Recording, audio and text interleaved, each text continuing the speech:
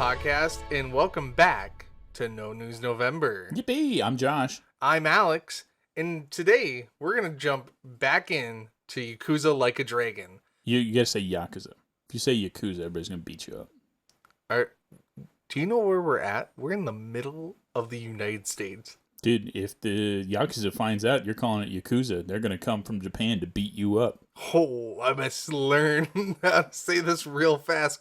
Kiryu's gonna show up with a bat. Ichi's gonna show up with a bat and smash your head in with a bat breaker move. It's gonna be like, hey. Yeah. Pong! Exactly like that. Exactly like that. Just as few words possible, because that's totally his style. No, it's not. Mm-hmm. Previously in the month, we had talked about the plot, the story of Yakuza Like a Dragon. And now, we're going to jump into the gameplay, the little here's and there's, what make the game so special. It feels a little backwards to talk about gameplay second. But if I'm being honest, the story is too good to pass up. We got to hook you with the story and then talk about the particulars after.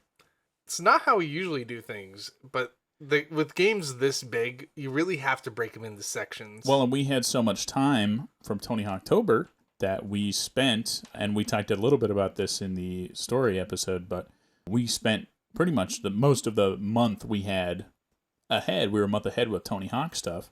We spent most of that month playing this, which I had already played it. And it was my first time playing it. Yeah. So, Yakuza Like a Dragon, released November 10th, 2020. That's... New game. That's crazy. Yeah. Well, you say new game, that's like 2 years ago. That's insane. Like at this point, that is more than 2 years ago. As someone who actively plays games that were made in like 1990, new game. This is recent. Yeah, absolutely. This is a new game in my books. I don't know if I've beaten a game that's newer than this to completion. I played newer stuff, but I don't think I've beaten anything newer than this. I think this is probably the newest game I have played and beaten recently. Mm-hmm. Well, hey, who made this game? That's great. Ryu ga Gotoku? Hey, Gatoku? A for effort, man. Yeah, Ryu ga Gotoku, which is Japanese for Like a Dragon. In Japan, the Yakuza series is called Like a Dragon.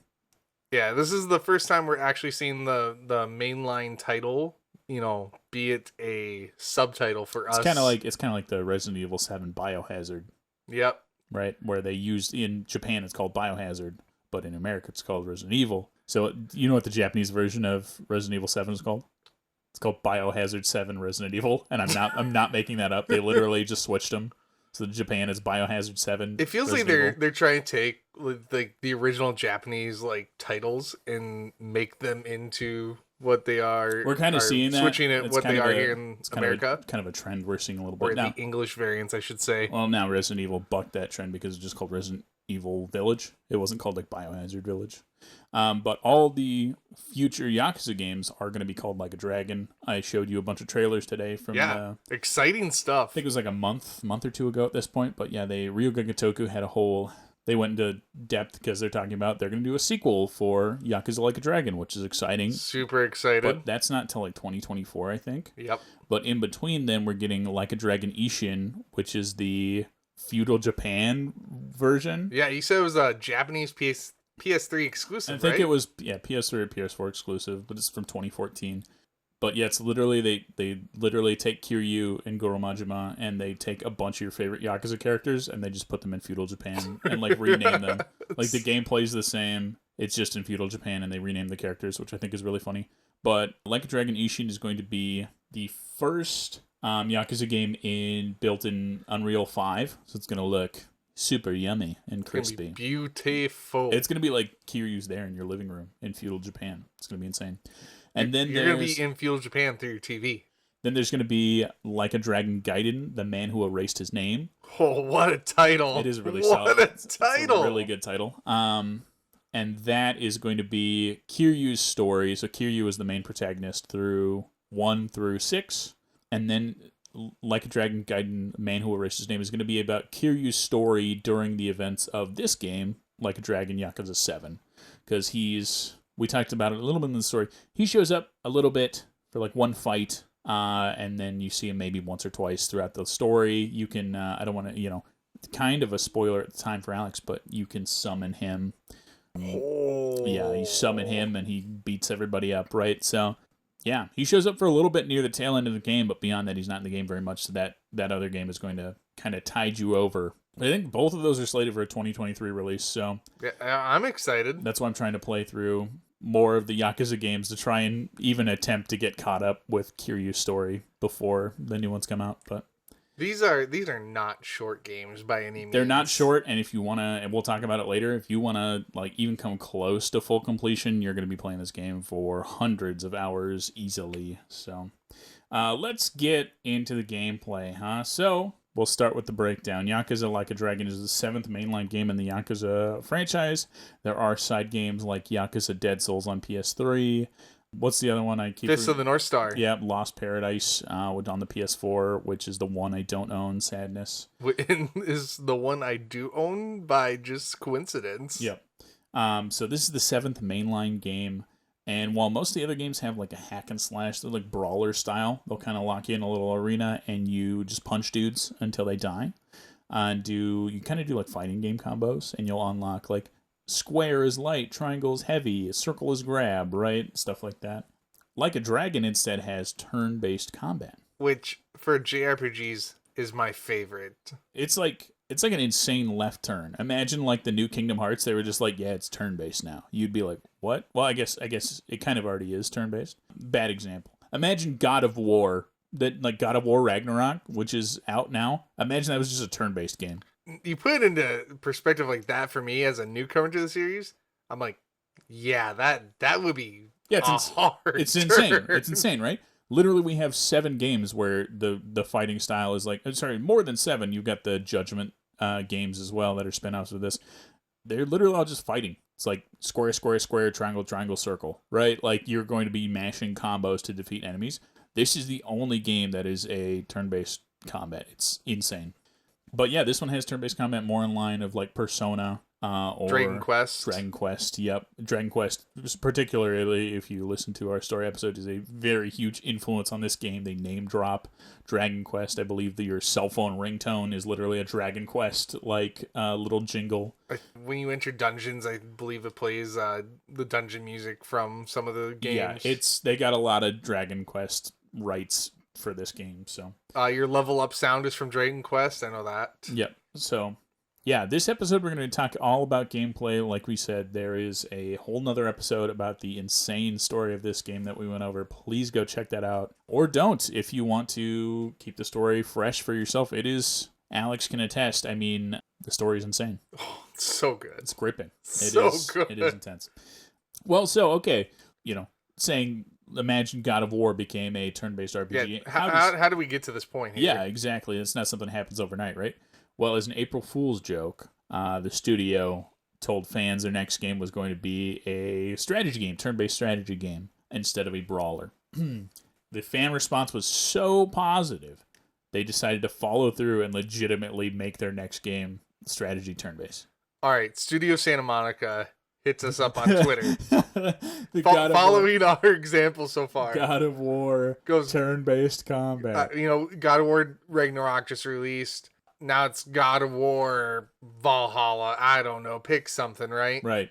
And they're like, a bubby turn-based strategy. How would you feel?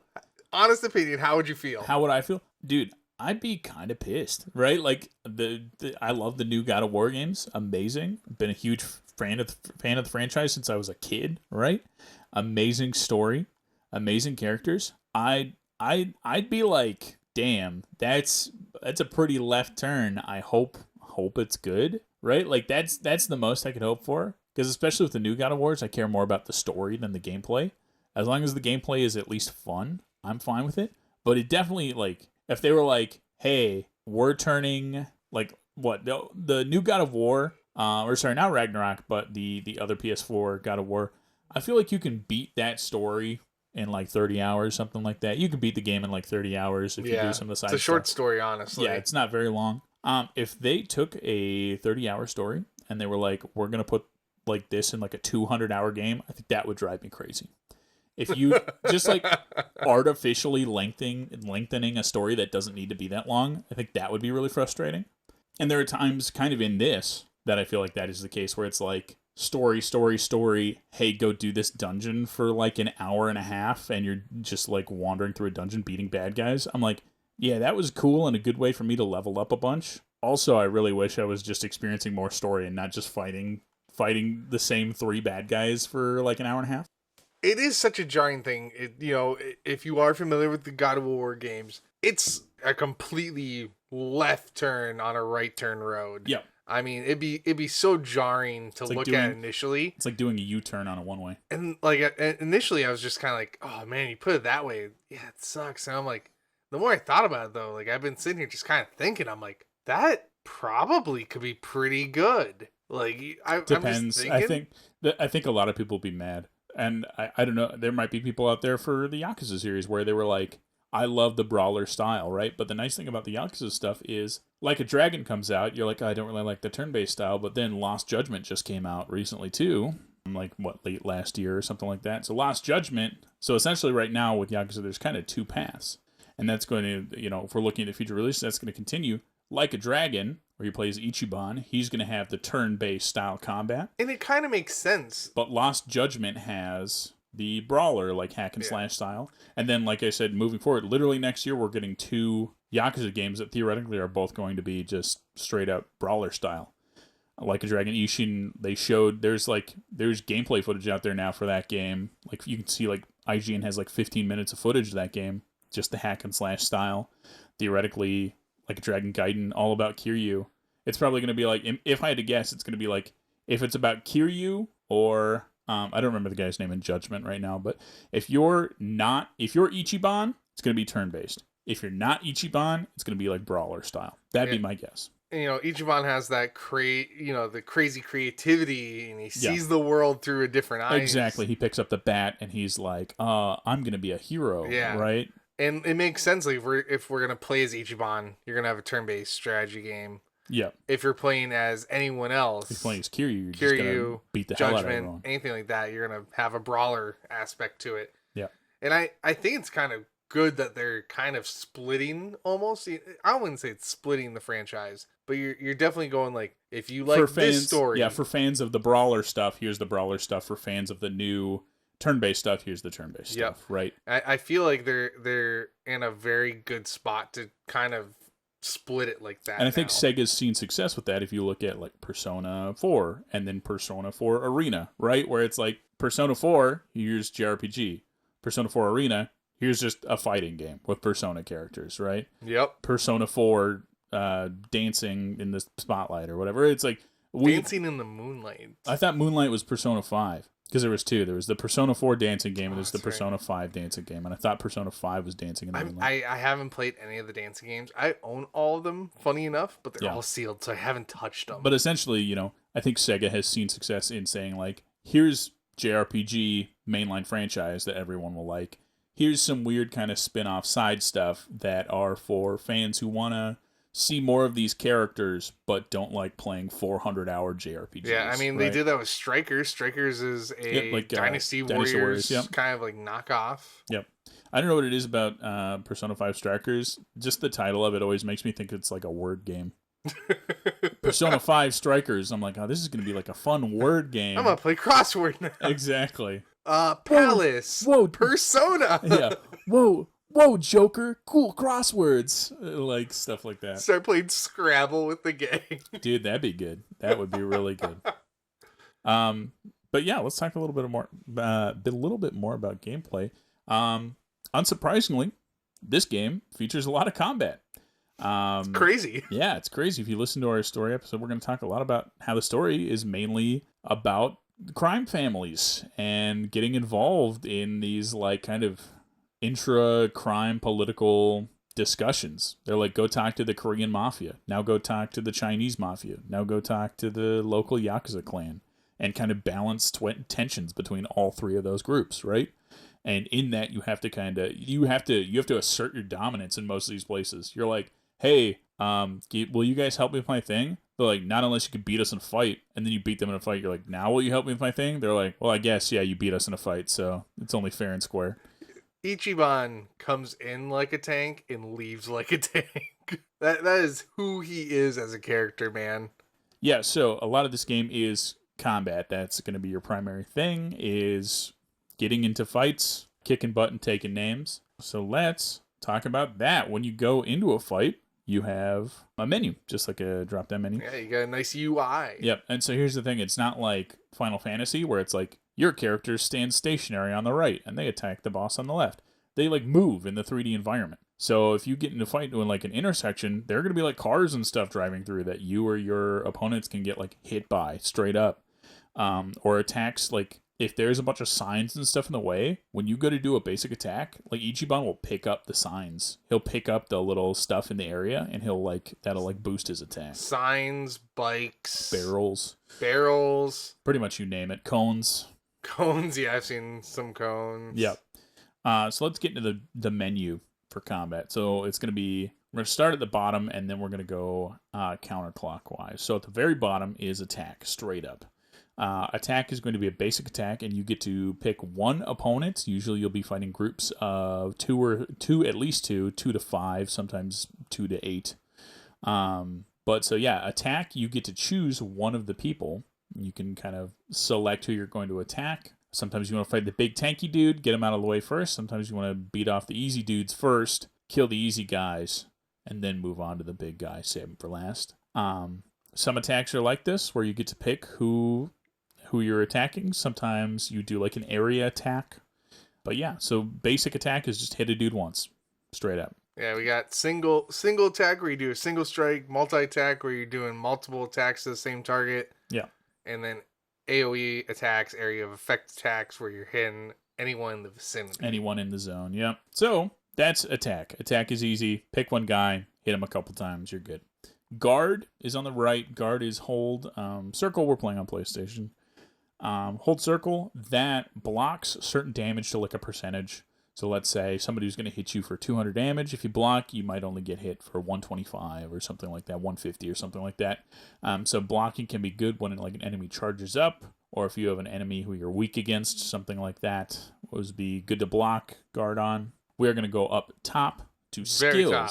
Skills is like probably the most important one in the entire game. It's where I spend most of my time in combat. So skills are things you acquire by leveling up, by leveling your class up. You'll have each class will have its own skills. Each character will have their own unique skills. Ichiban has the most skills. He gets skills not just through leveling up, but also through doing mini games and stuff like that. So when you do management, you get a skill called Stack Slap.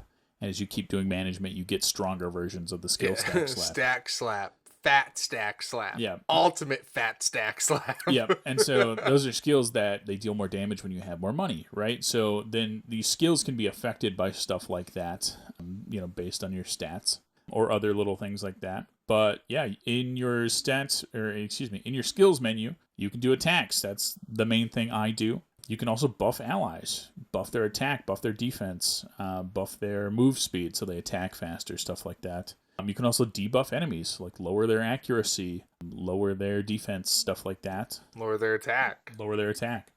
All skills require MP, which is like your mana, right? Your magic points. Some people call it move points. Yeah, you're going to spend those. You're going to spend that MP on skills. And then there are items you can get that like decrease the MP of your skills. I don't know if you've gotten any of those, but man, those are lifesavers. They're like, I think there's the Brawler God Amulet or something like that like lowers the MP of skills. Yes. That is a lifesaver, especially on like someone like Ichiban or Nanbo, who you're going to be using their MP skills like nonstop. Pretty much a lifesaver for those folks. Yeah, I put mine on Eerie because I use her area of effect all the time, and it's just absorbed so much. Yep. Yeah, you're going to use that all the time. Yeah, and then some skills, mainly the attacks, I think. The attacks require QTEs, quick time events, and if you nail the QTE, you'll do more damage. So sometimes you have to mash. So you either mash square for it's like a power up to get the extra damage. Yeah, multi-attack, stuff like that. Or you need to hit Y. It'll like count down, like 3, 2, 1, boom, and then if you hit Y at the correct time, it'll deal more damage. And sometimes they're hard. They go quick. Yeah, sometimes the animations are like go, go, go. So for those that are wanting to play the game, I won't say his name, but there's a character that you get, and one of his attacks is like boom, boom, like immediately out the gate. Yep. And if you miss it, you miss it. Yep. You have an idol, right? I have an idol, which is the white mage. If you're a Final Fantasy person, Yeah, it's the healer. Healer class. You do baton twirl. You ever done that one? Yeah, And you mash X like the whole move, and it deals like a ton of bonus damage. So there's some special moves where most of the time when you mash buttons to get extra damage, it's like to a certain point. Yeah, it's just like mash, mash, mash. You're done. And then there's baton pass is baton like pass. There's like 5 attacks right in a row, so they ask you to mash X for each attack. So if you just mash X for like the 30-second move, it's like bonus, bonus, bonus, bonus, bonus. And that's so fun because like with the idol, you can like silence people from that, or you can strike them with fear a lot of times. Silencing is really good on some of those higher level enemies. So good. Yeah, and then finally we get to, on the left here on your attack menu, it's called just etc. Just kind of your extra stuff. From here you can use an item. You can use an item to heal HP. You can use an item to heal MP. You can use an item to double the amount of experience you gain in battle. Or there's like battle items like grenades or baseballs where you just throw them at enemies and they deal damage. MP items are a godsend in long, lengthy battles. Yeah, so depends on your class and stuff, but you can't heal MP. There are certain characters like Nanba in his homeless guy class, and then also the idol. When they do a basic attack, they heal MP. So if I'm playing as Nanba and I hit somebody just with a basic attack, he doesn't do a lot of damage, but it also heals his MP to use for skills. Same with the healer, where, you know, sometimes I'll spend one round just attacking a guy to get some MP to do a heal later. Yeah, and that allows you to like focus on like Ichiban, because oh my gosh, I've been swinging my bat left, right, center. Yep. I have like 30 MP out of like 200. Yeah, I need some MP. I run out of MP with Ichiban non-stop because I'm using his moves all the time. And I mean, you know, some moves are just so good. You're like, oh, that's gonna be like half my MP. There's a move that will take it takes almost all of my MP, but it just decimates the entire, you know, group or person I'm fighting. Have you done the orbital laser skill yet? Have you done that? Yeah. Orbital. It's such a funny meme. Like every JRPG has to have the orbital laser super. I don't know. Do you know what that's a reference to? There must be some Final Fantasy or something that like started the trend where it was like, I feel like I've seen it. Orbital laser, because I've seen it in a bunch of RPGs. So it definitely must be a reference to some old game where they were like, yeah, ultimate move. And all the fans at home are going to be like, dude, you guys never played Final Fantasy IV, which had the freaking orbital laser boss? See, I played through the original Star Ocean games, and I believe in one of them, the final boss, you like have to wait them out until like the orbital laser like destroys them from the spaceship. And maybe it could come from something like that, but yeah, it's an old reference for sure. We saw it in Assault Sulenos. I don't know, man. I'm not seeing anything. Or maybe it's just something that happened and people were like, that's super cool. And then it just became a mainstream thing. Yeah, I mean, that's the thing is, like, I'm sure one JRPG was like, what if you had a final move that was just an orbital laser? And then everybody was like, remember that time, like, a normal dude just summoned an orbital laser cannon? Isn't that really funny? We're just going to keep doing that in all our games as a reference. It's really funny. To summon it's like, when you think about it, obviously, in the context of the Yakuza series, Ichiban's just like a dude who got out of prison. Isn't it hilarious that he's like, yeah, call in the orbital ion cannon, please, to blast all of my enemies to hell? You know, it comes back to how he sees life and his creativity and stuff. Yeah. But it's like also at some point in the game, you're just making millions and millions and millions and millions of dollars. Yeah, well, but yet like people, it's yen, so it's less money than it seems like. But you essentially can curate infinite money. You could just sit there and just get money. But like in the story, like doesn't matter. Like you're still living out of the bar or something. Exactly. Like, it's like, some mansion. Here's this man who runs a multi-million yen corporate business, and they're like, where do you live? He's like, yeah, I have like a cardboard shack in the homeless camp that I live in. Yeah, great, man. So then the final little bit here about the etc. You can also use what's called pound mates. Very inappropriate name. I use pound mates on the daily. No, so pound mates is Bro, that cutscene with the Dachi though. Yep. So pound mates is the summon. It's like the summon menu. You just summon an ally who can do a bunch of different stuff. Some allies just deal damage to all enemies.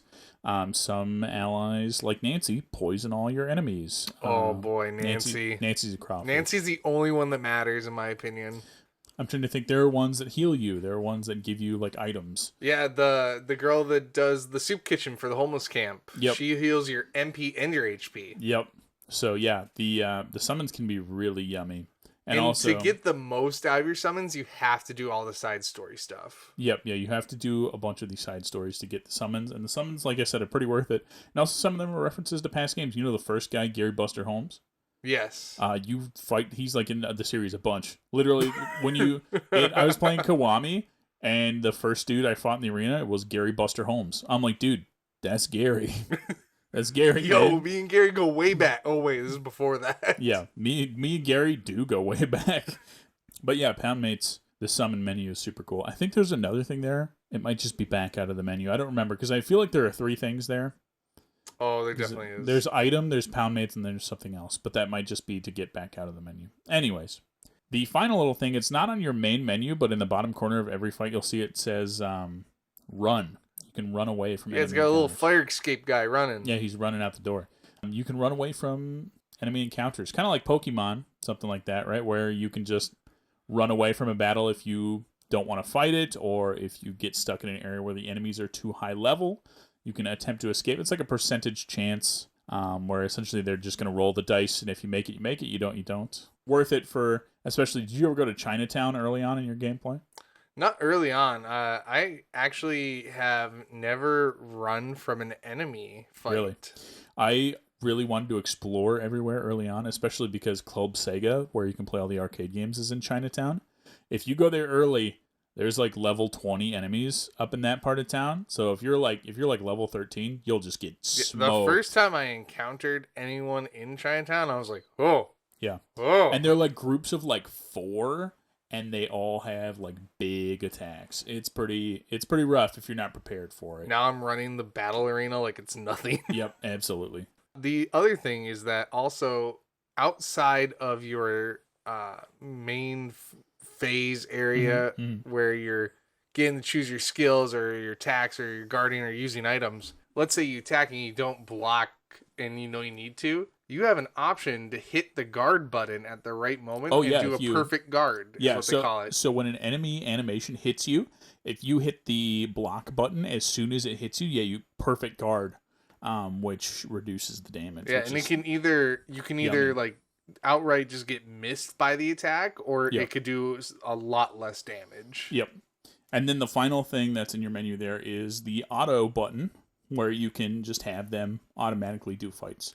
So, if you still want them to get experience and money and items and stuff like that, but you don't want to hit the X button 500 times, then maybe it's worth it for you to just turn auto on, and they'll just automatically battle. Late game, that is a lifesaver. Yeah, because I just sit there, I put the controller down, I look on my phone, oh, it's done? All right, get back to the game. Yep.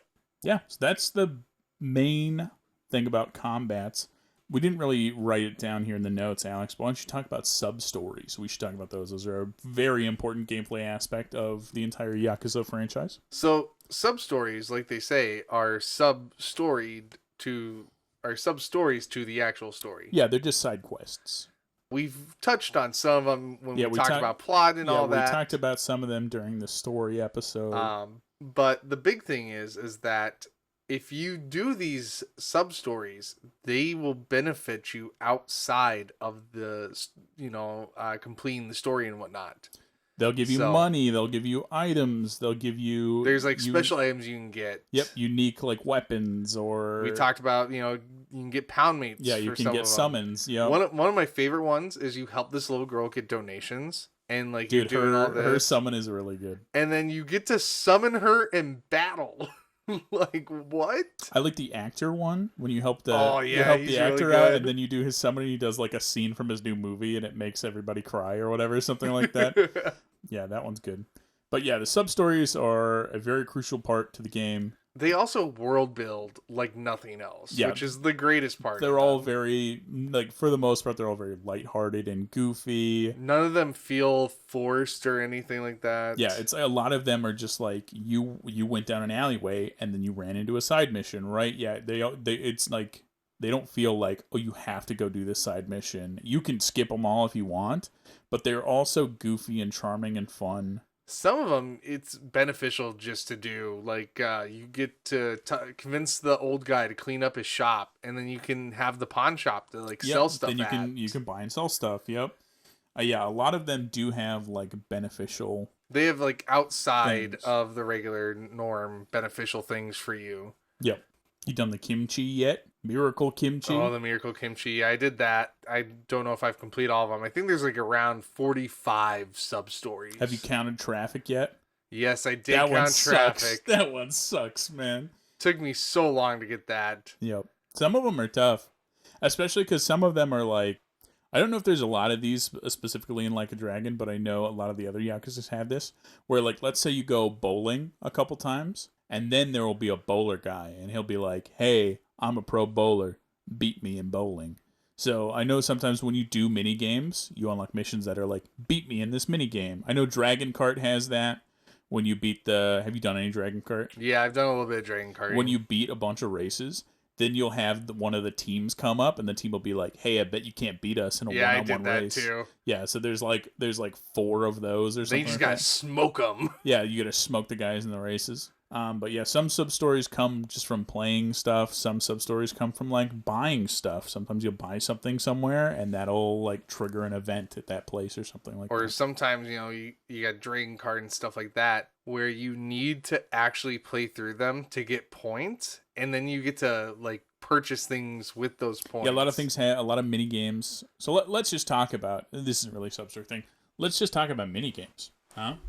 Because there's a million of those. There's baseball, golf, darts, casino, mahjong, Japanese casino, which is like koi koi and hanafuda, stuff like that. You've got Dragon Kart, which is the kart racing. You have the Sega Can Collection. Can Collection, Sega Arcade, where you can play a bunch of old Sega Arcade games. Yeah, the claw games. Yep, claw because machines. you can get the plushies, and you can sell the plushies for crazy money. You've got shogi, which is like chess. And a lot of these places, so shogi, Can Quest, the Japanese gambling, a lot of these have shops. Dragon Kart has it too, where when you beat these games, you get some kind of currency. So in cans, you get eco points. Eco points, yeah.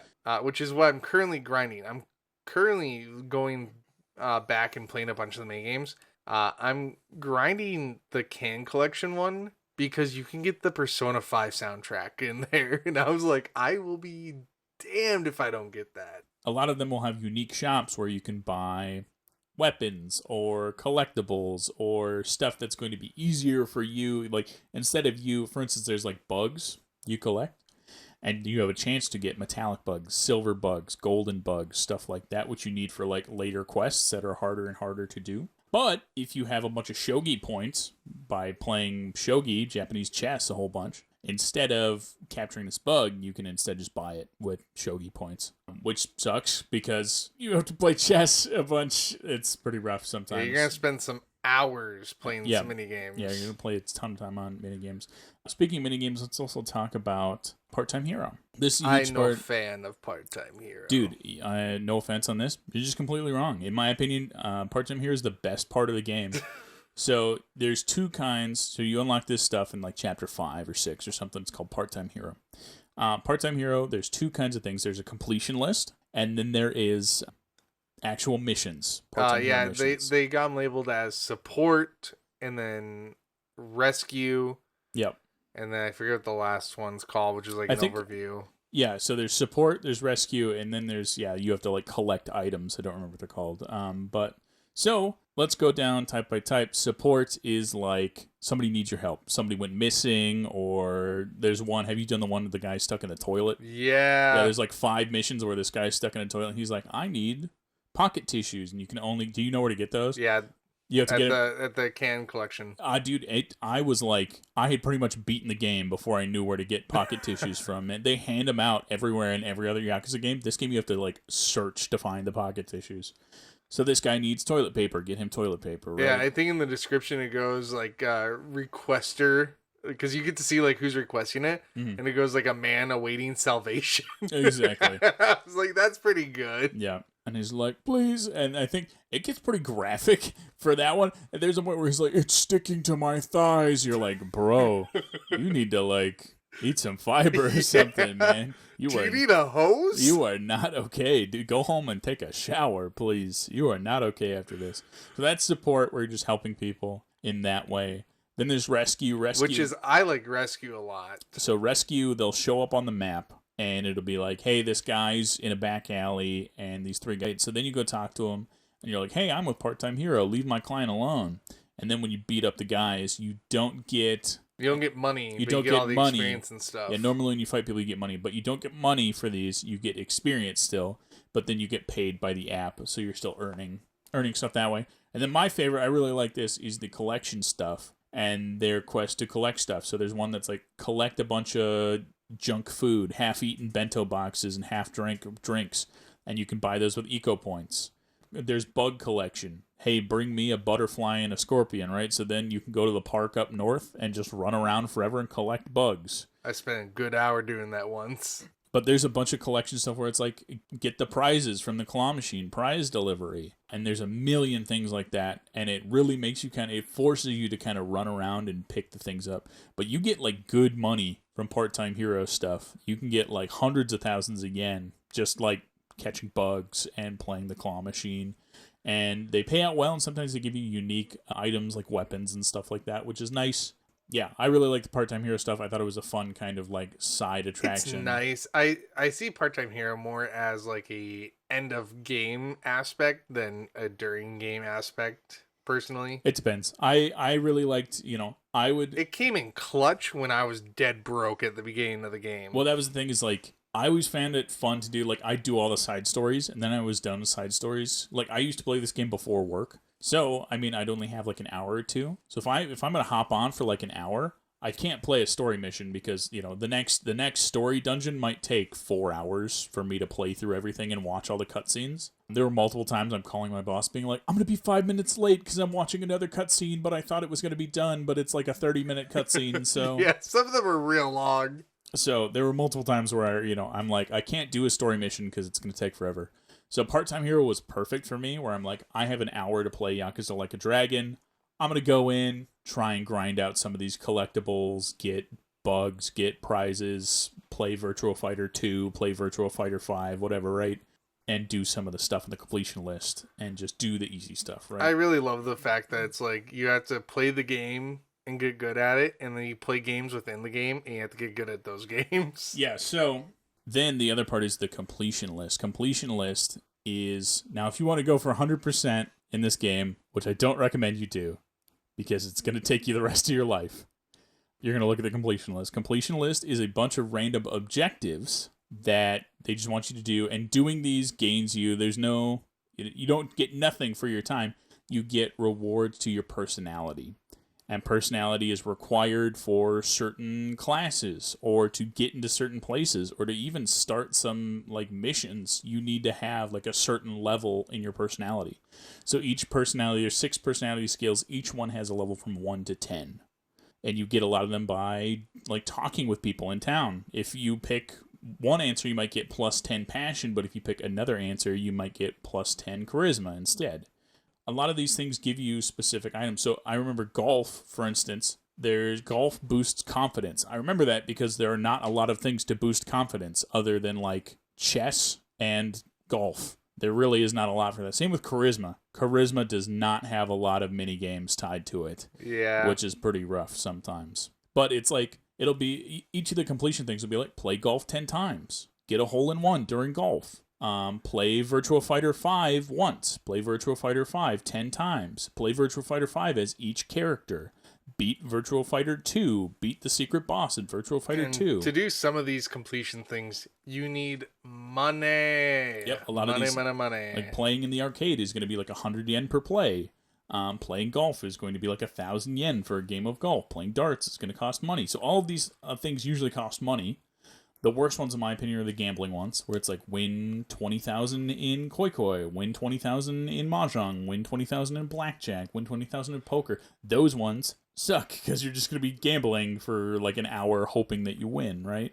But the completion stuff was always my favorite. To like, I would want to complete something either to boost my skills in a specific way, or I'd want to complete something just to try it. It's like, hey, play darts 3 times. That's fine. It's not going to be that bad to play darts 3 times and increase my like intellect or something like that. Darts is fun too if you get like the highest level dart you possibly can, because it goes from a really tough minigame to kind of an easy one. Yeah. And I know you didn't like Part-Time Hero. Again, that was one of my favorite parts, was like having all this extra stuff, like this extra optional stuff that you could go do and you still got a benefit out of it. And I know you're out here saying like, oh man, I really need to boost my personality. Man, if only there was a system built in where you could play a bunch of mini games and then boost your personality. Yeah, you go to school. You go to the school, yeah. You can go to the quiz school and answer a bunch of quizzes. And the quizzes are about like real time, like real stuff for 2020 yet. Yeah. There was like one about like, hey, what movie is this? What movie is that? Or something. And it was like, who is this athlete? And I'm like, oh wow, all right. You just like, it's multiple choice. You gotta guess really fast. Here's the thing, man. No offense on the quizzes. I looked up answers. There was like a bunch of easy ones for sure, but I failed my first quiz and I was like, this is bullshit. I'm just gonna look up the answers. But it's a random. So there's like 10 questions. Each categories they ask you 5 questions, but there's a pool of 10 questions, and each time you do it, they pick a different random 5.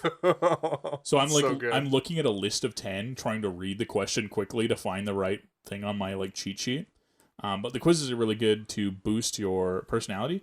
The issue there is the quizzes cost cha-ching big dollars. It's like $50K for even your cheapest. $50K for a chance. For your cheapest ones, yeah. And then if you mess it up, you have to do it again. So you're spending another $50K. And then I think your later ones become like $80K or $100K. It's expensive, man. But there is an achievement for doing them all. So damn straight, I did them all. Speaking of money, why don't we talk some real life dollars now and get into how much it'll cost you to get your hands on this wonderful, wonderful I thought you were going to say, let's talk about the management minigame. But no, let's talk about price, please. I've been playing on the PS4. You've been playing on the PS5, I believe, right, Josh? So I beat it on PS4, and then I re-beat it on PS5, and now I'm playing it on Series S because I'm a maniac who can't be stopped. You just can't get enough of the Yakuza games. So yeah, they're coming. I think no comment. Are they knocking comment. at the door? No comment on the... Dude, they're going to cut your pinky off, man. You better watch out, dude. I'm not even trying to get a kid. Just kidding. You're a civilian. They wouldn't do that. PS4 loose, just base copy of the game, $10. That's crazy. That's like such a steal. It is. This is such a good game. The amount of content, dude. If you played this game for like 5 hours, you'd get your $10 worth. Like, yeah.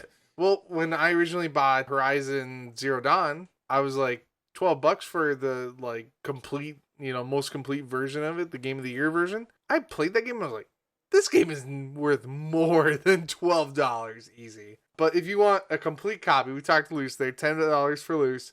Complete, $11.25. What? Just grab the case, right? Yeah. Grab the case. Yep.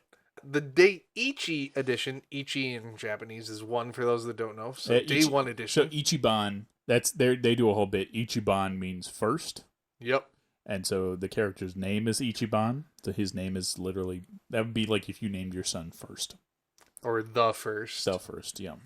$17.35. So what comes in this Daiichi edition? Do you know? There is exclusive, or I don't know if it would be exclusive. You get the outfits, You right? get the outfits. Yep, so you can dress all your party members up. A special first aid kit, which revives you do get that. teammates. I do remember. Yeah, it's like a legendary kit, yep. And I forget there's something else that you get. Sure. But it's kind of like this booster push. Initially. I think this is the Daiichi version. You get the DLC classes. Yeah, there we go. Pretty the sure. DLC You classes. get the Devil Rocker and whatever the other one is. I think the ladies. Oh, they get the Night Queen one where they're like the Night Queen, the Dominatrix class. And so if you want it complete, it's $19.95. Again, $20 for this game. It's like just a steal, easy. Honestly. The nice thing about the Daiichi edition as well is that it's a steelbook. It's a nice gold steelbook. So I I was able to find mine with the slipcover still, which is nice. Then I have a question. Why do you have a separate thing on here that says Oh, Steelbook? that's because they sold it as a different type of steelbook. Oh, actually, standalone. Sorry, you said that? Sorry. Now that you said that, I knew that because there was a Best Buy exclusive steelbook. Yes. That was different. Man, I do remember when this game came out, I was like, oh, I want to get the Best Buy steelbook. But then I was like, oh, I'm just going to get the Daiichi steelbook instead, which is better. Yep. And so for that steelbook, a loose copy for that version is $14.99, which I wonder if maybe the disc is different, but I can't imagine it would be. It honestly probably why it's more but less than the Daiichi.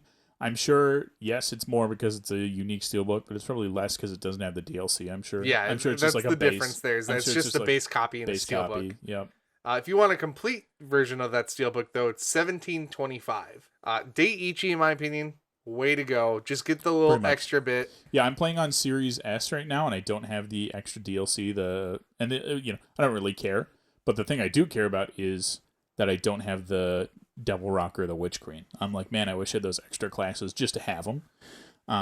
It matters late in the game when you're leveling up and you get those extra bonuses from leveling those classes. It depends on what you want to do because Devil Rockers do a ton of damage. Night Queens can do a ton of damage. So it depends how you want to build your characters too.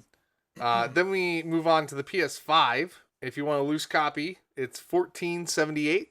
If you want a complete copy, it's $15.50. Grab the case. No steelbook. No steelbook. No Daiichi. Unfortunately, no Daiichi. Here.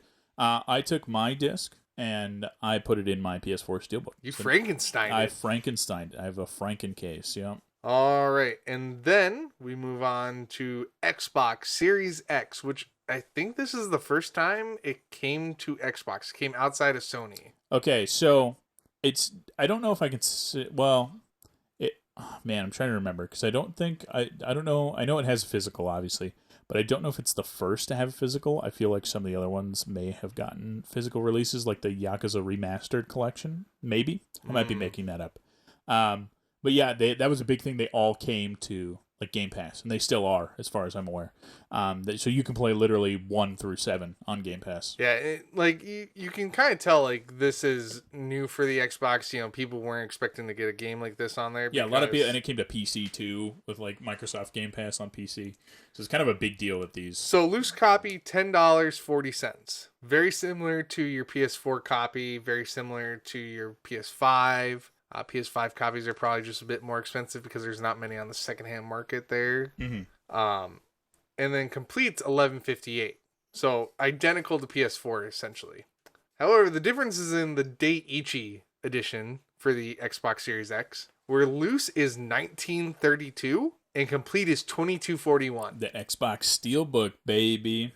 I feel like Xbox just had less steelbooks, which is why they're more expensive. Less steelbooks. Less JRPGs by far. I mean, I think that's the big push here is that people on Xbox see, some of the JRPGs and like, oh, I want to play that. And it's like, oh, it's a PlayStation exclusive. And that's why. It's a Nintendo Switch exclusive. Another big push, obviously, with the Persona games coming to Xbox is a big deal, right? So. And so, I think we're going to start seeing a big surgence of, we're going to start pushing JRPGs to Xbox now. And then finally... Well, that's got to be all of them, right? No. Finally. We hit all the main consoles. What else could there be? Finally. For all you ultimate capitalists out there. Yeah, for the ultimate capitalists, for those PC gamers that just don't have Steam or something. They don't want to use Microsoft Game Pass. Yeah, don't want to use Microsoft Game Pass. We have Amazon Luna. Which is that a cloud streaming service? It's a cloud streaming service through Amazon on their Luna engine. Great. Well, hey, man, it worked. Let's check in on Google Stadia. Oh, defunct, and they refunded everybody all their money. Damn. Well, good luck, Amazon Luna users. If you want to play it on Luna, which sounds ridiculous, you're going to pay a monthly $5.99. Here's the thing. I bet they give that away to all their employees. They're like, oh, thanks for working tireless shifts where we don't let you go to the bathroom. You know what? Play video games in your spare time that you don't have for free. All right. Let's talk about reviews. Hey, did people like this game, Alex? People love this game. Really? It's a left turn. People loved it? I sure loved it. I loved it. I guess that means everybody loved it then. Everyone did love it. Let's break down the stats. So, Metacritic. Metacritic had it gives all the consoles. I Yeah. chose the PS4 one because it's basically in the middle of all of them, and that's 84 out of 100, which is, if you want to talk big picture, it's like a B plus on your game. Good job. Yippee! Then we have our favorite scoring system from favorite. Famitsu. Out of 40. 38 out of 40. Yeah, Let's go. That's looking pretty good, man. Then to Game Informer, where we have a 9.25 out of 10. Pretty good.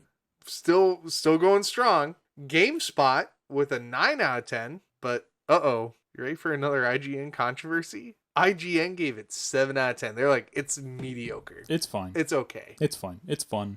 I wanted to... Did you look up... What was their issue? Do you know what their issue was? Can I guess? Too much water? Too much water. I had it pulled up here. They were probably like, you have to grind a bunch and that sucks. They liked the combat. They thought it was engaging. Nice. And detail rich. That's true. It's a refreshingly different, I think thrilling... that's kind of the resounding thing here. It's like, oh man, how weird that they did turn-based. But also, like, it totally works. They were annoyed by the pathfinding and the... Of who? Ichiban? Of the characters, I'm assuming, during battle. Oh, sure. I'm just looking at the verdict here. No, sure, I get it. I think that's a stupid complaint, but sure. They also were annoyed in the number of difficulty spikes in its closing chapters. I mean, it's a JRPG. But I mean, you can also speak to that a little bit, right? You've had to definitely grind out. Yeah, but it's like, I hit a wall, and I'm not mad that I hit a wall. I'm like, oh, I went into that under-leveled. I need to, level by 10, 15 levels, whatever. What kid hasn't played a Pokemon game and be like, oh crap, I just got my team wiped because I was way too low level, right? Like, so. It's not like a new thing, right? Yeah, it comes with the territory. They said it feels a lot like a repetitive slog. That's the word they use. Man, repetitive slog. You guys are gonna lose your mind when you learn about the entire genre of JRPG games. They applaud the developers for their daringness to go into a different type of thing, and I would type of battling. And I would like to applaud the IGN reviewers for finally playing a JRPG for once in their life. But they said, as a whole, it completely neglects to maintain its balance in the series. Sure. That's another way of saying this game was too goofy for us. They gave it 7 out of 10, which in their books is good, in bold lettering, big bold lettering. It's good. That was a review by Tristan Ogilvy. Dude, Tristan. Tristan, what? Get out there, man. Who hurt you? Get out there. Play some RPGs. No. Who hurt you, Tristan? It's a JRPG. Go grind. That's it. We're giving him Dark Cloud 1. He's gonna learn. He's gonna learn the existence of pain today. Hope you level up your weapon the right way, Tristan. Otherwise, you're screwed for the whole game. All right, let's keep going. Tokyo Game Show awarded it an award for excellence in 2019. The game was also awarded the Partner Award for, quote, particularly noteworthy results by the PlayStation Partner Awards in 2020. Which is kind of funny. It's like PlayStation looking at a game going, wow, that made money. Good job, guys. That did better than we thought it was going to do. It sold 300,000 physical copies in Japan in the first 4 days. Which we've talked about this, I think, a lot with the NES games that we've played in the first season. Selling 300,000 in days is crazy. Yeah, it's like insane. Like, insane amount. It was crazy back in the 80s. It's still crazy today. Yeah. And then by March 2020, it sold 450,000 digital and physical copies in Asia and Japan. That's before it came out here in North America. So I want to talk a little bit more about this in my experience with it. So I now own almost every Yakuza game so far. There's definitely some I'm missing, but I am surprisingly I think I'm a little more than halfway there. But this was my first time actually sitting down and playing a Yakuza game. And when Josh first suggested it to me for our long play, I was like, I don't know, man. That's I like JRPGs, but I don't know if I want to dedicate my time to this JRPG in particular. And then he said, okay, first of all, I just want to clarify this on the table. You were like, I don't know if I want to devote my life to a JRPG like this. You suggested Persona 5. Don't at me. You at me. suggested a longer and probably harder game than the one I suggested. Don't at me. Don't look at me like that. Don't raise your voice in that tone to me, I just want to clarify for everybody out there, you're trying to paint some picture of me being like, we're going to play this game, period. You also picked a very long game. Look. You said 3 magical words to me, and that was turn-based action. I was just sold. I was Done. like, immediate yes. I don't care what's in it. Turn-based, I'm the turn-based JRPG. That's all I want. Thoughts on this? I'd played a little bit of Yakuza 0. Definitely one of the highlights of the franchise. A lot of fun in that one. You kind of get Kiryu and Goro Majima's backstory. But overall, really, I think I played half of 0 and then stopped. This really was my first full Yakuza game that I beat all the way. But then since then, I went back to 0, beat that. I just beat Kiwami 1 recently, which is a remake of the first one. I started Kiwami 2, which is amazing. This is really the perfect entry point into the series.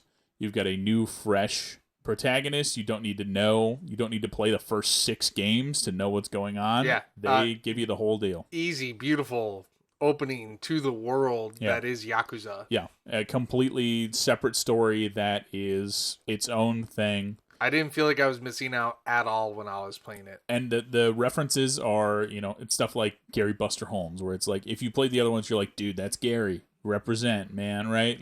Stuff shows up and you'll be like, oh yeah, it's that guy. He was in 3 or whatever, right?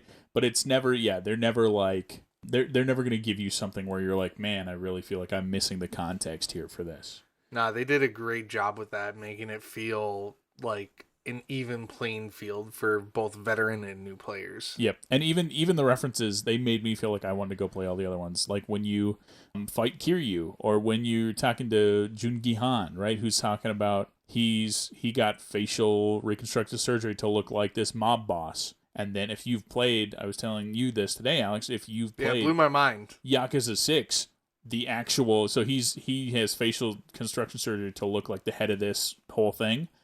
In Yakuza 6, Kiryu and that guy work together. Straight up you see the original dude, which is funny. So yeah, definitely a lot of references where I was like, man, now I want to play the other ones to get the full story. Having played JRPGs before this really made it easy to jump in. If you have any previous experience, I should say any previous good experience with the JRPG, where you really got into it, you felt at home inside the world, this game will be like slipping into that favorite pair of jeans you got. I mean, it was... Sorry, I want to step back here. Jeans was the metaphor you went with? Jeans was the metaphor I chose. No one can tell me otherwise. Like slippers or a bathrobe or a warm blanket or something? Nice jean. You don't... Are you telling me... Nice denim jeans. No. Are you telling me that you don't put on your favorite pair of jeans and just feel good about the day going forward? Not really. What? There's shirts. I put on a shirt and be like, I like this shirt and I'm ready to take on the day. Bro, I got a pair of jeans that I would die in. I'd be happy with it. There's maybe I could see shoes. I could see shoes I have where I feel like that, where I lace them up and I'm like, let's do this. Anyways, while I'm getting judged on my metaphors here. Dude, you should jeans.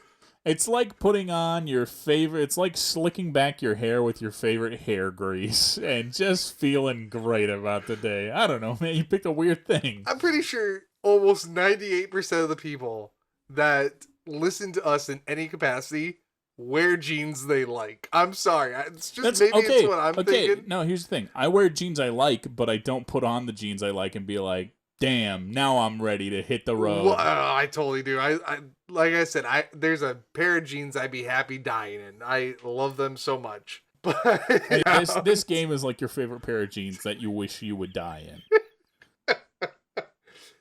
The combat in the game is excellent. Hem stitched in your jeans. The combat in this game is like a beautiful hemming on the cuffs of your jeans that you love so much. All right. No, seriously. And they scale well, like the belt loops that you would have on your favorite pair of jeans. Seriously, the combat was awesome. Totally. If you ever played Persona 5, nice, easy like that.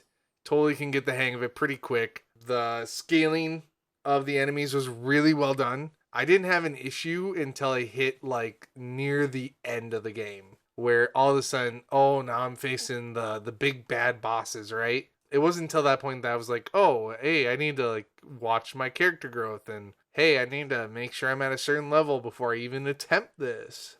And late game just gives you a really good challenge. It puts the test everything you've worked to get. It puts the test your knowledge of how enemies work, Yeah, like type matchups. weaknesses, Yeah, things like that. weaknesses. Yep.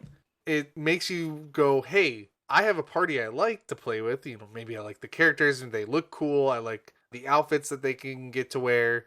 But is this the right matchup? Yeah, sometimes you need to pick. There's one fight I think I told you about, the Kiryu fight, where it's like he doesn't attack women because he's got honor, right? So he's not going to hit a woman. Yep. So you need to put both the ladies in your team, and then you'll have Ichiban, and then I think you put Junji Han because he has a poison attack, and the one of the few things that Kiryu's weak to is poison. So you'll use Junji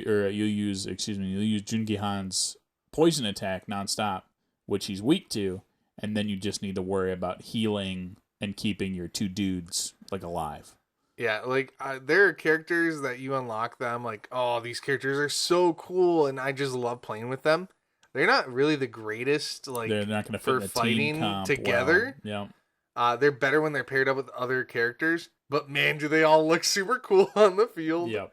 It does such a great job making you feel Like Spider-Man. like Spider-Man.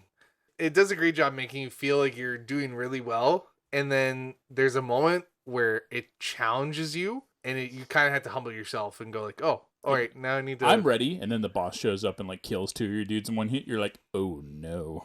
Yeah, I made a mistake. It wasn't until late game that I started switching out characters because I'm like, oh, they're getting low in MP. I need to switch them out. I was the same way for a while, and then I switched Arian for one of my characters, and I was like, oh, she's like broken. Yeah, she's so good. Yeah, so I mentioned this a little bit in the story episode, but Ichiban is a fun take on a Yakuza protagonist. Kiryu, who is the main character in the first 6 games, is a very serious, badass Yakuza. Is he like a different pair of jeans? I was thinking about how I was going to fit in a jean metaphor into this. Thank you. Kiryu, the protagonist of the first 6 games, is very serious, badass Yakuza. Oh my god, now I'm saying what, like you, man. He's a very serious, badass Yakuza. Who everyone for the most part respects. They either are like, whoa, dude, he's the Dragon of Dojima, watch out, or they're like, yeah, I'm gonna murder him, I think, and then you just beat the crap out of them. They're like, I'm sorry for murdering you, I respect you now.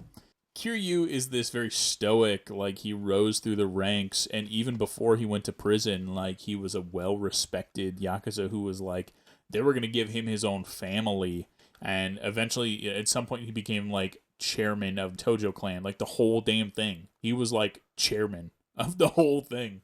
So by comparison, I mean, Ichiban is just like a mildly liked grunt in a small time family. Also a rip Tojo clan. So he's just like, in comparison, Ichiban is just like this dude who's really kind of starting at the bottom here. But this really gives the game and the studio a ton of room to have Ichiban grow into this badass character. He talks about, they all have tattoos on their back, right? Kiryu has like a dragon on his back. He's a dragon of Dojima.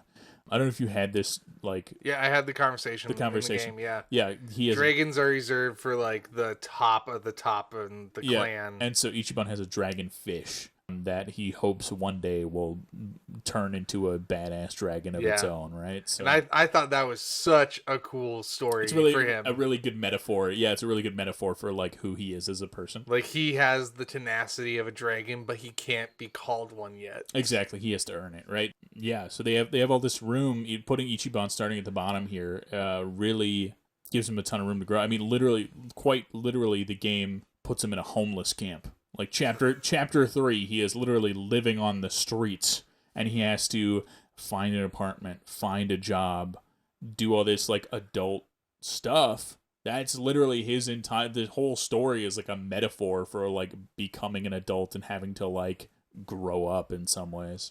But yeah, there is like we had mentioned earlier, there is going to be a sequel, Like a Dragon 2. I think it's 2024 is the release date. Look, man, Daiichi Steelbook, I'll be there. I'll be waiting. 100%. I'll be waiting. And I think they have announced that you will play as Ichiban again, and I think it is going to be turn-based combat again. So they're just going to... I think the Like a Dragon stuff going forward is going to be Ichiban, And then we'll still have these side games like Ishin or like Gaiden, where you can still play as Kiryu. We'll still have Kiryu stories.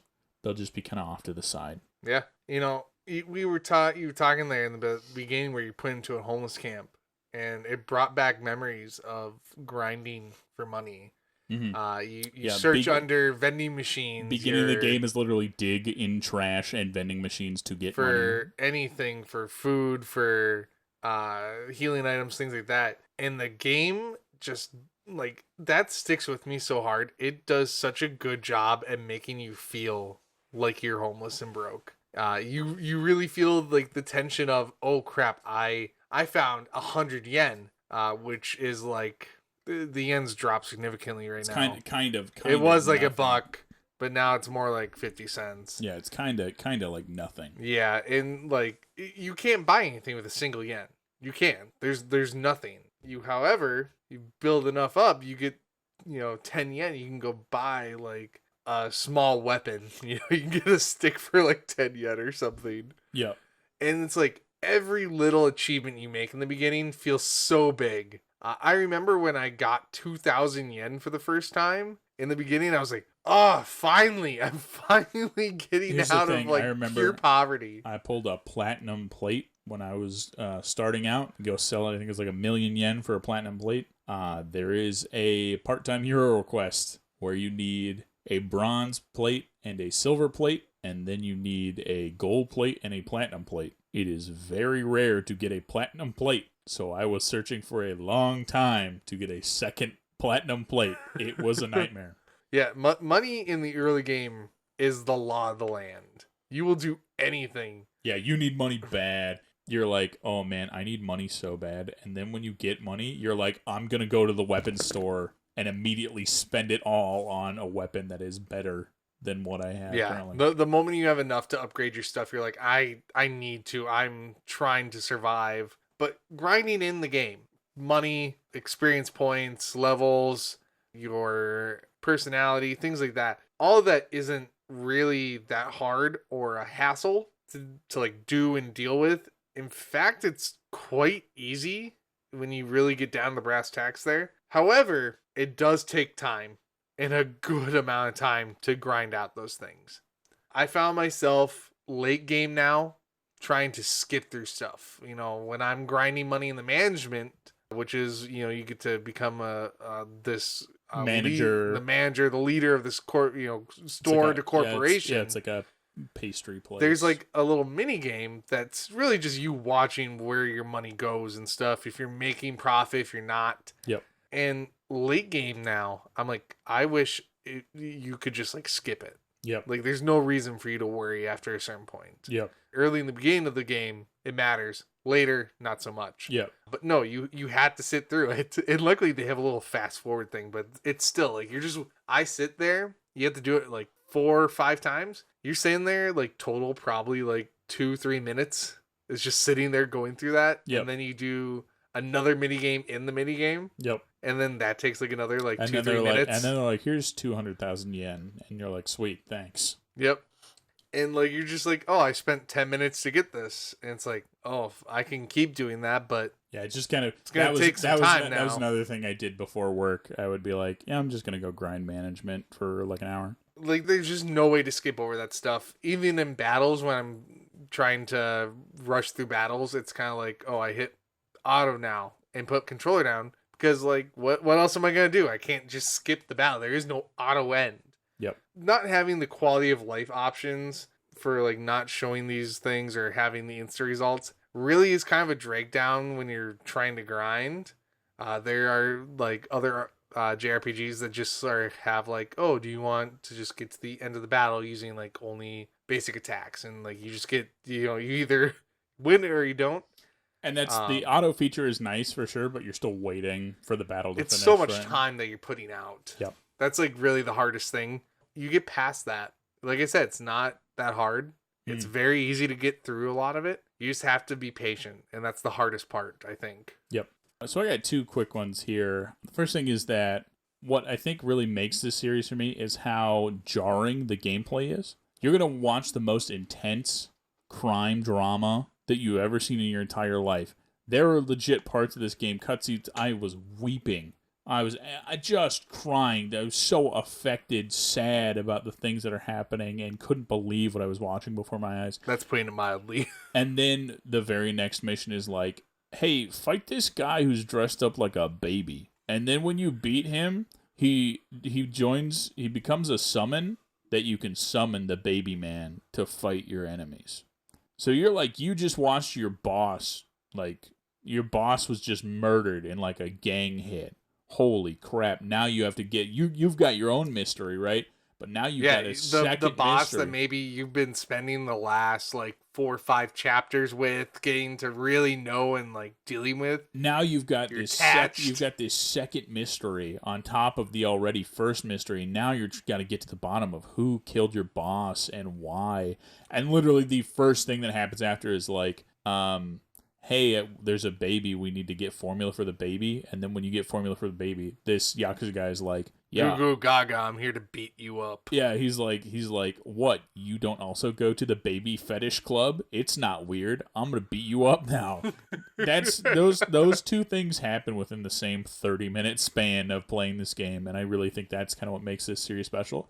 Is you do have these like characters get killed, and it is heartbreaking, and you watch these people go through like the most heart-wrenching tragic stories. Like Kiwami 1 is like a man who went to prison for years and suffered in silence, and then when he gets out, all the people that he knew are gone and has to search for them, right? So it's just like you have these heart-wrenching stories, and then you just have these side missions that are like, hey, this kid really wants to eat a hamburger. Can you go eat a hamburger with him? That mission, honestly, was kind of sad. Yeah. Like, as a kid that grew up with like parents that were like working late into the night and stuff, and like coming home to an empty house, that kid staying at a restaurant just going, could you eat with me? I was like, oh my heart. Yep. Oh God. Yep. And then my other thing we didn't really mention, I wanted to mention, this game is different, and you might say it's not very different. You have more experience with JRPGs than I do. I feel like this game differs in a lot of way from RPGs, because the characters get stat upgrades and they level up for sure, but a lot of the weapon is tied, a lot of the damage is directly tied to the weapon. Yeah, it's like kind of the interesting thing. If you don't upgrade your weapons or get new weapons, you're literally going to have no damage. Like, Ichiban might have like high weapon, like he might have a high like defense skill and a high attack skill, but if your weapon only does 6 damage, it doesn't matter. You're gonna be doing like 6 damage or something. Yeah, or a little more than 6. Yeah, so that was something I wanted to note, because I remember reading that back in the day when this game came out, that it differs in a lot of ways, because directly your weapons matter more than your character's stats. Yeah, because in most JRPGs, it's where like you have a weapon that does 6 damage.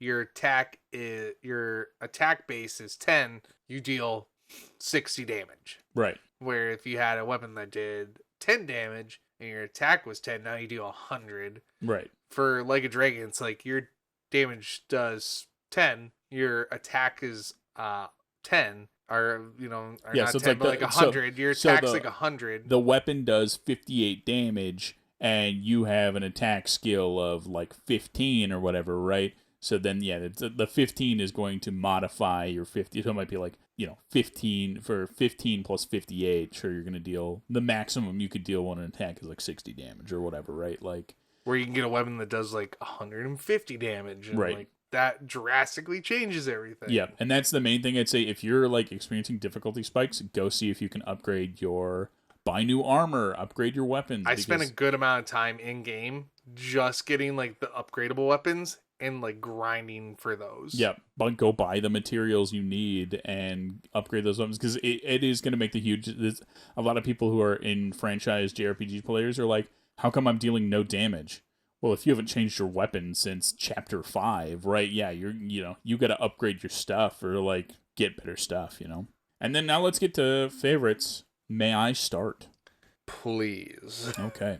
My favorite is going to be the fresh take on combat, favoring a turn-based system instead of the tried-and-true hack-and-slash style. Yeah, this series is known for like a brawler style, which is fun in its own right. It is fun to beat the tar out of your opponents like that. But the simplicity, the whole very simple nature of just hitting a button that says attack and hitting an enemy, it's very much like press button, receive serotonin. Very much the dream in a lot of ways. I had mentioned this earlier, but in the original Yakuza games, you're doing like combos. Square, square, square, triangle, triangle, circle, R2, right? Stuff like that to do some big combo to fight some guy, which is fun in its own way. You get heat actions. That's the one thing in this game. You don't really have heat actions. Heat actions are the special moves you get in the Yakuza games where you pick up a cone, or you pick up a bicycle, or a motorcycle, or a sign, and just beat the crap out of a dude with like a sofa, right? And you kind of don't get that in this. You get some like incidental stuff. He'll pick up a barrel. He'll pick up a cone if he's near it. But you don't have heat actions where you can grab a specific weapon and do stuff with it. But yeah, the combat feels great in this game. Another thing I really liked is the absolute diversity of gameplay. I know we touched on a lot of them, but you can gamble on traditional casino games. You can gamble on traditional Japanese and Chinese casino games. You can gamble in the arcades. You can gamble on Mario Kart. You can play darts or golf or baseball, play through Virtua Fighter 2 or Virtua Fighter 5, clean up cans in the neighborhood, manage a local business, build a go-kart, do quizzes, sing karaoke, drink yourself silly, binge on yummy food at restaurants, and all of that is secondary from the main story. Pretty much everything I listed has nothing to do with the main story of this game. Those are all extra things you can do on top, which is insane. And then, one of my least favorites, and I think some of this we're going to disagree on, my least favorite thing was grinding the mini games. There are some that aren't fun. I will say that. Baseball is a nightmare. And then grinding the dungeons. Just because the dungeons take so long, but they're the best way to get experience. Literally, I think it's the Sotenbori dungeon. That's the best way to get experience because there's a guy there who, if you kill, he's tough to kill, but if you kill him, he gives you like 50,000 experience. And that's the best spot to grind experience is doing that dungeon. But the dungeons just take so long, and each floor is like 4 fights of like 5 dudes. And it just takes forever to grind it out. If you want to 100% this game, if you want to beat the final dungeon in this game, or even have come close to a chance, because if you beating the final dungeon, all you need to do is get your dudes to level 99 and class level 99. For every class. No. If you want to beat the hardest dungeon, V1. Oh, V1, yeah. You just need to get to 99 in class and level. And then it's going to be tough, but you can beat it. If you want to beat the final dungeon, V2, you need to get each character level 99. Then you need to get all of their classes, of which there's like 8, up to level 99. Because they get permanent stat boosts when they hit certain levels. So it's like once you hit level 10, you'll get like HP plus 5, right? Stuff like that. So you need to get to level 99 in each class. Even then, if you go do the final dungeon, fully max stats on everything, you can still get like killed in 3 hits. Like it's not a joke. It is tough. If you want 100% this game, you're going to be playing baseball for 2 hours. You're going to be playing darts for a couple hours. You're going to be gambling for Lord knows how many hours. If you want to 100% this game, good on you, but it is not going to be easy, and it's going to take you a long time. Hope you know how to play Riichi Mahjong and Shogi, because you're going to be playing a lot of that too. So those are my favorites and least favorites. How about you? My favorite part of all this, the entire thing, was the writing. The writing was so good. So good. Yeah, the story is to die for. I went into this going, it's going to be good. I'm leaving this going, that was amazing. Holy crap. The absolute madman that is Toshihiro Nagoshi brought us this amazing series to begin with. He's been there since the first one. He's there right now. He's making future ones, right? Him and his team at the studio there, they've just basically mastered how to put out games.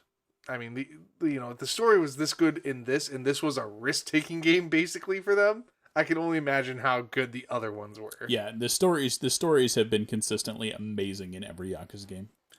I would put this game on the great story levels of games like The Last of Us, Silent Hill 2, Persona, any of the Persona games. Persona 5 comes to mind right away. Final Fantasy 7 was a great story in my opinion. 13 was good. 9, 10, Blitzball. Trying to think, the Tales games. Tales games are great. Tales of Symphonia immediately comes to mind. Tales of the Abyss. Ori and the Blind Forest. There's so many games that I would say this either is as good or better than out of those. The only thing I really can say that I dislike, and it's going to be kind of an odd one, is I dislike the fear of the unknown I have now. And I say that by the sense of I'm worried I might not like the older Yakuza games as much as I liked this one. I'm a huge, huge fan of turn-based action games. They're so much fun. There is different takes on it here and there, but I've always enjoyed them. And jumping into this one was no different. It's imprinted on me so hard that I'm like, oh, what if I go into the brawler ones? And it's like, it's not the brawler that I'm worried about, but it's like, will it hold my attention like this one does? Yeah, there's a lot of grinding, especially in the other ones too, and it can be kind of tough because you'll have in Kiwami 1 there's like a battle arena, and you grind at the battle arena a lot. Especially there's a thing called Majima Everywhere where he finds you in public and fights you, and you have to fight him a bunch, and when you fight him, that increases your rank. It goes from rank F to rank SSS, which means you have to fight him like a million trillion times. I played probably 40, 50 hours at least into Kiwami 1, and even then I still only hit rank S on grinding the Majima battles. So that is pretty rough. So there is definitely grinding stuff I think you wouldn't like, but if you're just there for the story, you can speed rush the story and still enjoy like an amazing freaking story playing that game. Okay, let's talk about reasons it deserves to be on the backlog, huh?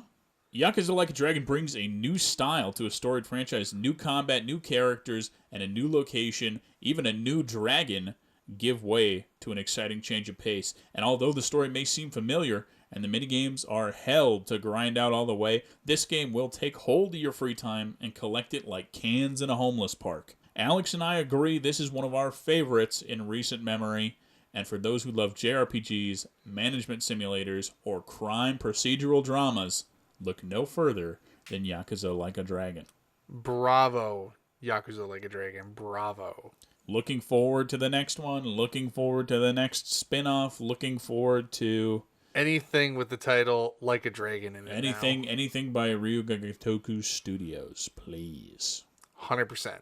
100%. Make another Fist of the North Star game. I don't care, man. Yeah, why not? Fist of the North Star is awesome, dude. Yeah. But I think that's gonna wrap us up here. We went long. We went real long. And I'll be honest, super in depth. I'll be honest. We didn't even talk about it. We were talking about stuff, and I was like, I kind of want to go more in depth than some of these stupid mini games, but we didn't. So there's more left. There's more meat on the bone. There's more for you to go out and discover in your own copy and play through. Go play and find Yakuza Like a Dragon. Find all the stuff we didn't talk about, man. There's so much we didn't talk about. We didn't talk about the Tojo Clan crests that you had to go and pick up. We didn't really talk about any of the shops, the weapon shops, or anything like that. We didn't talk about. We didn't really talk about Technic Romance. Yeah, we didn't talk about any of the romance stuff. We didn't talk about any of the classes, upgrading weapons, classes, what the different classes do. Yeah, there's a lot left there for you to go out and explore. But all right, Alex, take us home. Well, this comes to a conclusion of No News November for us. Next episode you hear will be us starting December. That's right, PSP exclusive month. Get those jingle bells ready for December. We will be attempting to sing Christmas carols. JK, no we're not. That no one wants to hear that. Deck the halls with Fat Princess PSP games. La la la la la la la la. We have some truly fun titles picked out for that. We hope that you'll enjoy those as much as we do. And we would like to leave with this message. Go play Yakuza Like a Dragon. Come on. This is such a good game. I didn't know what he was going to say there. That was completely off the cuff. It kind of scared me a little bit.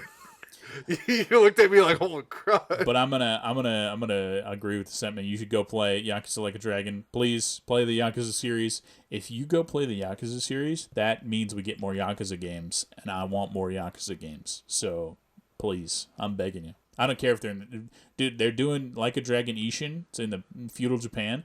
What if they did Cyberpunk future Yakuza? So hear me out. Kiryu's a robot now. Hold on. I got this. You ready? You ready for this? Yeah. So, next Yakuza game, you need to infiltrate this hospital. Okay. and you need to like go through these things. So the first thing you do is you have to get past security. So you dress up as security. Are you sorry? And are you just no, describing? no, no, no. you don't say a word. You So don't you're say a just word. describing Aeon Flux to me right now? Nope. You don't say a word until we get there. We gotta give the people the drama. Okay, we're trying to build drama here. So you dress up as security. You get into the hospital.